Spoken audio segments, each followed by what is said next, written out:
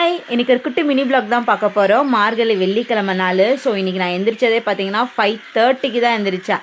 So வெளியே கோலம் போட போகும்போது 5:45 ஆகி போயிடுச்சு. பச்சு பச்சுன்னு விடிஞ்சே போச்சுங்க. ஸோ பிள்ளையாருக்கு மேலே பூ வைக்கிறதுக்கு இல்லை, சரி பிள்ளையார் கோயிலுக்கு போவோம் இல்லைங்களா, தண்ணி ஊற்றும் போது அங்கே ஏதாவது கொடுக்கும்போது வாங்கிக்கலான்னு.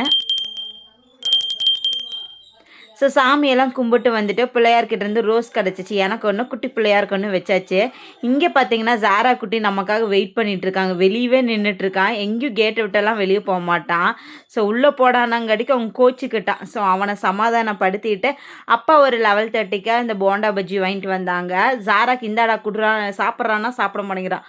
அதாவது அப்படியே கொடுத்தா சாப்பிட மாட்டோம், கொஞ்சம் பிச்சு கொடுத்தா தான் சாப்பிடுவோம். எனக்கு ரொம்ப பிடிச்ச ஃபேவரட்டான வெஜ் பப் சாப்பிட்டு ஒரு 1:30 போல் நான் ரெடி ஆகிட்டேன். எங்கே ரெடி ஆயிருக்குன்னு பார்த்தீங்கன்னா, இன்றைக்கி ஐப்பன் கோயிலில் சாப்பாடு போடுறாங்க.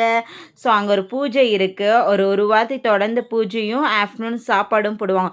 சூப்பராக இருக்கும். அதுக்காக வெயிட் பண்ணி ரொம்ப டயர்ட் ஆகிட்டேன். ஏன்னா எங்கள் அப்பா, அம்மா, தங்கச்சிங்க 3 பேர் ஃபஸ்ட்டு போயிட்டாங்க. ஸோ நான் பிக் பாஸை பார்த்துட்டு என் தங்கச்சிக்காக வெயிட் பண்ணிட்டு இருந்தேன். இந்த ஐயப்பன் என்னை ரொம்ப ஏமாற்றிட்டாங்க. ஏன்னா நான் 1:30க்கு மேலே 2:00 போனேன். அதுக்குள்ளே 5வது பந்தி ஆயிடுச்சுங்களா, சாப்பாடே தீர்ந்துருச்சு. அதுக்கப்புறமா சாப்பாடை செஞ்சு வெறும் சாம்பார் கூட்டு மட்டும்தான் வச்சாங்க. நிறைய வெரைட்டியாக இருக்கும், பட் எனக்கு வெரைட்டி எதுவுமே கிடைக்கல. சாப்பிட்டு வந்த உடனே அம்மா பார்த்திங்கன்னா, இந்த மருதாணி பொரிச்சு வச்சுருக்கேன். வாரம் மருதாணி பொரிச்சிடுவோம்.